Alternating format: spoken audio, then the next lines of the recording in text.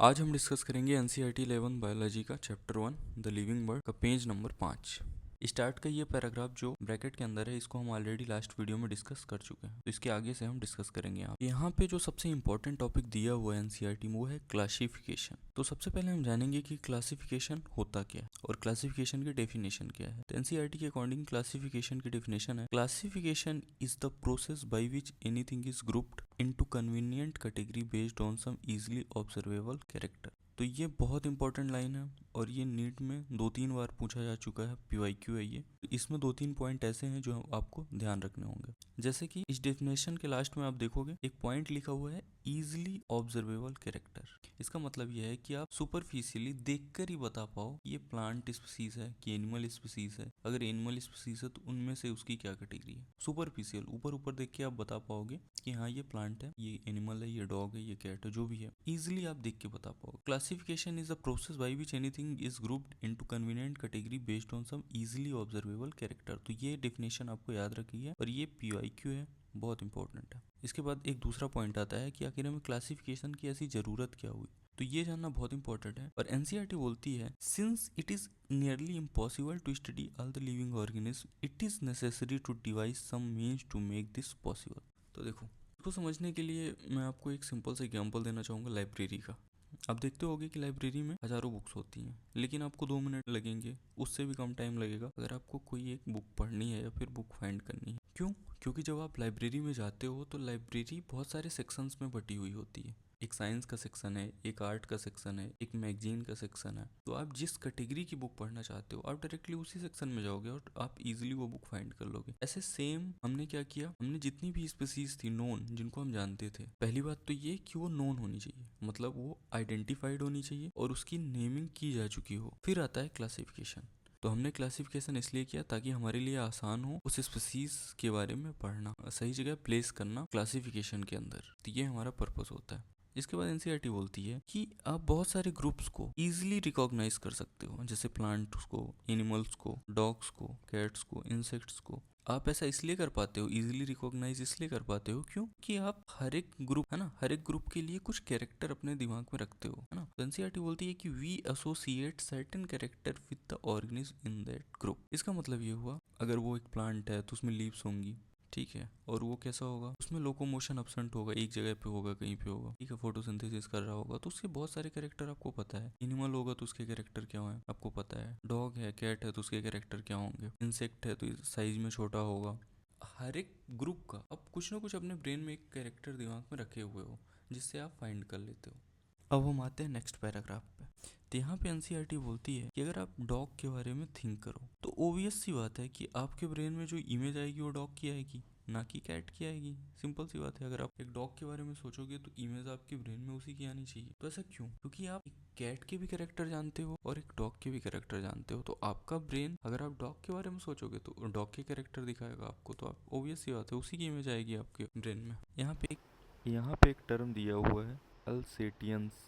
तो ये एक डॉग की ब्रीड है। सिंपली बस इतना आप ध्यान रखो कि ये डॉग की ब्रीड है। कभी आ जाए अगर ऑप्शन वगैरह में तो आप इसको सही कर पाओ। इसके अलावा इसमें कुछ इंपॉर्टेंट नहीं है। कि अगर आप मैमल की बात करो तो मैमल क्या होते हैं, ऐसे एनिमल्स जिनके एक्सटर्नल ईयर्स होंगे और बॉडी में हेयर्स होंगे। Animal with external ear and body है, ठीक है। सेम अगर अपन प्लांट्स की बात करें, अगर हम बात करें वीट की, तो ऑब्वियस सी बात है आपके माइंड में जो पिक्चर आएगी वो किसकी आएगी, वीट की आएगी, ना कि राइस की आएगी। अगर हम जितना अभी हमने 4-5 लाइनों में पढ़ा उसको सम अप करें तो उसका मतलब क्या है ये जानते हैं।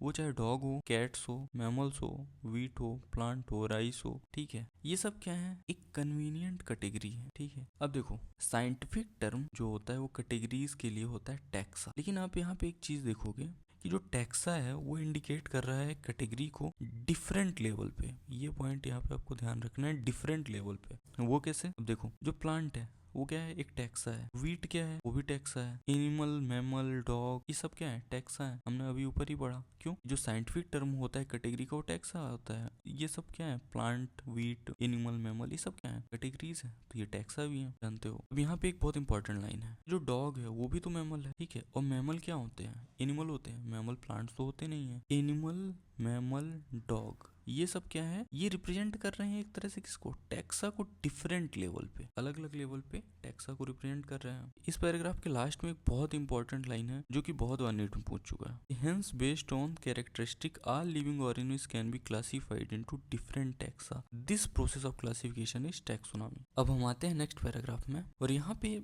एक बहुत इंपॉर्टेंट पॉइंट दिया गया है कि basis of modern taxonomic studies क्या है। तो एनसीईआरटी बोलती है external and internal structure along with structure of the cell, development process, ecological information of organism, ये सब इसेंशियल है किसके लिए, एक basis of modern taxonomic studies के लिए। देखो टैक्सोनॉमिक स्टडीज अलग चीज हो गई, ये मॉडर्न टैक्सोनॉमिक स्टडी, नॉर्मल जो टैक्सोनॉमिक स्टडी थी उस पर तो हम सुपरफिशियली देख रहे थे चीजों को, लेकिन यहाँ तो हम सेल के अंदर देख रहे हैं, स्ट्रक्चर ऑफ सेल देख रहे हैं, डेवलपमेंट प्रोसेस देख रहे हैं कि उसका एम्ब्रियो स्टेज में डेवलपमेंट कैसे हुआ होगा, उसकी इकोलॉजिकल इंफॉर्मेशन क्या है, ठीक है, फिर उसका इंटरनल स्ट्रक्चर क्या है, एक्सटर्नल स्ट्रक्चर क्या है। तो हम यहाँ पे थोड़ा एक ब्रॉड लेवल पे देख रहे हैं। तो ये क्या होता है, basis of modern taxonomic study. देखो ये क्वेश्चन अब तक नीट में तो नहीं आया, लेकिन बहुत ज्यादा चांसेस है कि कभी भी पूछा जा सकता है। जब भी ये आएगा तो इसमें मल्टीपल ऑप्शन उसमें ये पूछेगा, एक क्वेश्चन में तो नहीं आएगा ये। तो ये बहुत इंपॉर्टेंट है और ये आपको आना चाहिए। इसके बाद एक बहुत इंपॉर्टेंट लाइन है कि